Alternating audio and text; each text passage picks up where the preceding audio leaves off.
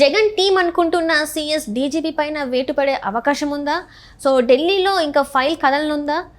So ఈ అంశాన్ని మనకి వివరించడానికి మనతో పాటు ఉన్నారు ప్రముఖ సీనియర్ జర్నలిస్ట్ డివిఎస్ గారు. నమస్కారం సార్. నమస్తే సార్, ఇప్పుడు చూస్తున్నట్టయితే జగన్ టీం అనుకుంటున్న కొంతమంది పైన అయితే ఇప్పటికైతే ఈసీ వేటు వేసింది, బదిలీలు కూడా జరిగాయి, మనం చూసాము. అయితే ఇప్పుడు ఇంకా కొంచెం ముందుకు వెళ్తే సీఎస్ పైన కూడా వేటు పడే అవకాశం ఉంది, డీజీపీ పైన కూడా వేటు పడే అవకాశం ఉంది అని చెప్పేసి మనకి వార్తలు వస్తున్నాయి. ఇందులో అసలు జరిగే అవకాశం ఉందంటారా? ఎందుకంటే ఇప్పుడు మనకి 20 రోజులు మాత్రమే ఉంది ఎన్నికలు. సో ఈ 20 రోజులలో మరి మన మార్పులు జరిగే అవకాశం ఉందంటారా? ఆంధ్రప్రదేశ్ని గత 5 ఏళ్లుగా కరోనా వైరస్ పట్టినట్టుగా జగనోరా వైరస్ పట్టి పీడిస్తోంది. దానికి వ్యాక్సిన్ ఇచ్చినట్టుగానే ఇప్పుడు కేంద్ర ఎన్నికల సంఘం కూడా ఈ వ్యాధికి వ్యాక్సిన్ ఇస్తోంది. ఫస్ట్ డోస్ మనం చూసాం. ఏది ఎంతమందిని వేటేసింది? 9 మంది మీద వేటేసింది. 3 ఐఏఎస్లు, 6 ఐపీఎస్. ఇప్పుడు ఇవాళ ఒక 2 ఐపీఎస్లు వేటేసింది. ఇది సెకండ్ డోస్. 2 డోసులు అయిపోయాయి. ఇంకా మరి ఏ డోస్ ఉంది? బూస్టర్ డోసా? బూస్టర్ డోస్గా సిఎస్ని డీజీపీని లేపేస్తుందా అంటే ఇంకా కేవలం 17-18 రోజులు ఉంది. మే 13 ఎన్నిక. ఇంకొక 1 రోజు 2 రోజులు నామినేషన్లు. ఇక అది ఏంటి? ఇక ప్రచార పర్వం ఫుల్ స్టాప్. ఇక మద్యం, డబ్బు ఏరులై పారుద్ది ఆ 2 రోజులు. అంటే ఏది జరిగినా ఈ 15 రోజుల్లోనే తీసుకోవాలి యాక్షన్. ఇప్పటివరకు కేంద్ర ఎన్నికల సంఘం, కేంద్ర ప్రభుత్వం, హోంమంత్రిత్వ శాఖ ఇవన్నీ కూడా సిఎస్ గురించి, డీజీపీ గురించి దృష్టి పెట్టకుండా కింద పావులు కదుపుతున్నారు. ఇప్పుడు ఇవాళ 151 కిలోమీటర్ల వేగంతో బుల్లెట్ ట్రైన్ ఇది. ఆంధ్రప్రదేశ్లో వైసీపీ ప్రభుత్వం మ్యాండేట్ 151 సీట్లు కదా. ఆ విధంగా 151 కిలోమీటర్ల వేగంతో దాడులు, దౌర్జన్యాలు, హింస, విధ్వంసం ఇక్కడ జరుగుతుంటే ఇక్కడేంటి మరి వీళ్ళు తీసుకున్నటువంటి చర్యలు? ఈ బుల్లెట్ ట్రైన్ ఇది కాస్త ఇవాళ ట్రాక్ తప్పుతోంది. పడిపోయే పరిస్థితుల్లో వీళ్ళు ఏం చేస్తున్నారు? ఏదో బోగీలు మారుస్తున్నారు, పెట్టెలు మారుస్తున్నారు. కానీ ఇక్కడ లోపం ఎక్కడుంది? ఇంజిన్లో లోపం ఉంది. మార్చాల్సింది, మరమ్మతులు చేయాల్సింది ఎక్కడ? ఇంజిన్లో. ఆ ఇంజిన్ పైన దృష్టి పెట్టట్లేదు. ఇప్పుడు పోలీస్ వ్యవస్థ ఉంది. పోలీస్ వ్యవస్థకి ఇంజిన్ ఎవరు? డీజీపీ. వీళ్ళంతా పెట్టెలు. ఇప్పుడు ఈ మార్చినటువంటి 6 మొన్న వేటుపడిన ఐపీఎస్లు, ఇప్పుడు ఇవాళ వేటుపడ్డటువంటి ఐపీఎస్లు 2. ఇవన్నీ కూడా బోగీలుగానే చూడాలి. మనం ఇప్పుడు 8 బోగీలు మార్చావు, ఏం జరుగుద్ది? ఎంత మాత్రాన నీకు ట్రాక్ ఎక్కుద్దా?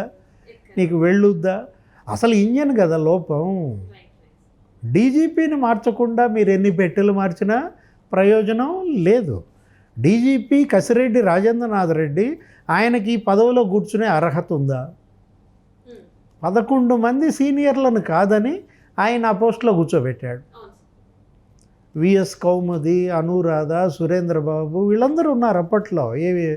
ఏబి వెంకటేశ్వరరావు వీళ్ళందరినీ కాదని కూర్చోబెట్టారు. ఈయన్ని ఎందుకు?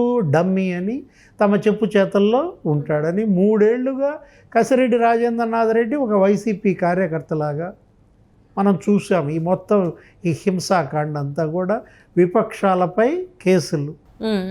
కానీ అదే తప్పులు అధికార పార్టీ చేస్తే వాళ్ళ మీద కేసులు ఉండవు. వీళ్ళెవరూ కూడా పోలీస్ ఇవాళ ఎస్పీ మాట వినే పరిస్థితి లేదు. ఎమ్మెల్యేలే వాళ్ళ దృష్టిలో ఎస్పీలు అన్నమాట. ఎమ్మెల్యేలే వాళ్ళ దృష్టిలో డీజీపీలు. వీళ్ళు జీ హుజూర్ అంటోంది ఎక్కడ? ఎమ్మెల్యే దగ్గర. ఎమ్మెల్యే రాజు నడుస్తోందన్నమాట. ఎక్కడ? ఆంధ్రప్రదేశ్లో ఎలక్షన్ షెడ్యూల్ ప్రకటించినా, కోడ్ అమల్లోకి వచ్చినా అదే నడుస్తోంది. మనం చూసాం మొన్న కూడా మంత్రి పెద్దిరెడ్డి, ఆయన ఎక్కడో వెహికల్ దిగితే అక్కడ ఉన్నటువంటి డిఎస్పీ ఎవరో సెల్యూట్ చేశాడంట. ఆయన అక్కడ ఉండాల్సిన అవసరం లేదు. ఇవాళ కూడా చూసాం ఎవరో ఒక గంగిరెడ్డి అని చెప్పి ఒక ఇన్స్పెక్టర్ని, ఆ డిఎస్పీనో ఎవరినో అతన్ని సస్పెండ్ చేశారు. ఇలాంటి చిన్న చితక ఈ చిన్న చేపలను పట్టితే కుదరదు, తిమింగలాన్ని పట్టాలన్నమాట. ఇప్పుడు రేపొద్దున పురంధేశ్వరి 22 మంది ఆఫీసర్ల మీద కంప్లైంట్ చేసింది. ఇప్పుడు వాళ్ళల్లో 11 మందిని తప్పించారు, ఇంకా 11 మంది ఉన్నారు.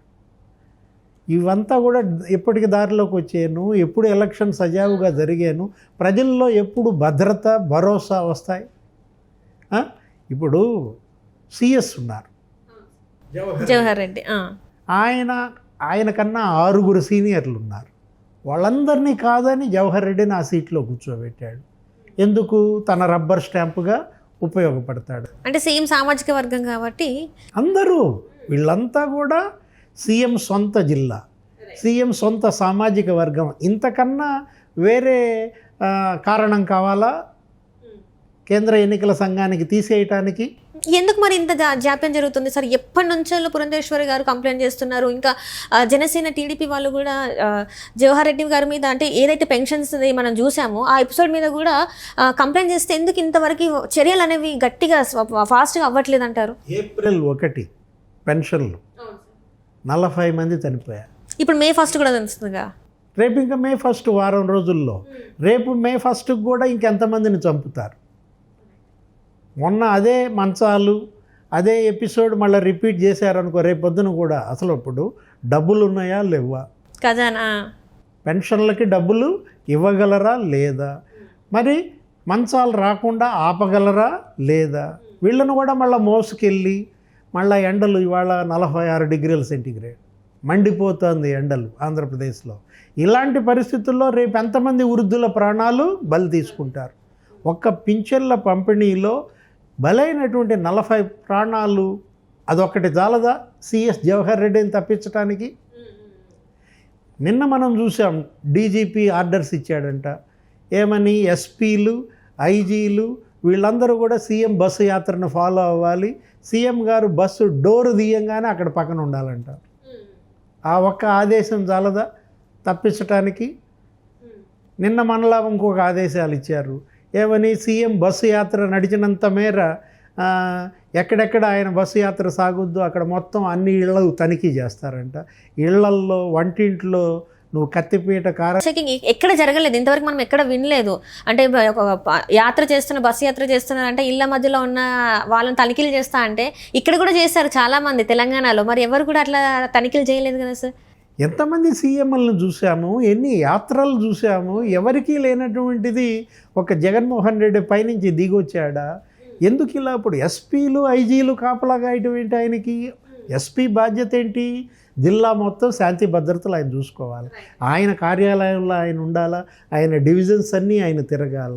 అతను వచ్చి సీఎం బస్సు డోర్ దగ్గర నిలబడటం అంటే అసలు ఏం ఆదేశాలు? ఈ ఒక్క ఆదేశం చాలదా డీజీపీని తప్పించడానికి?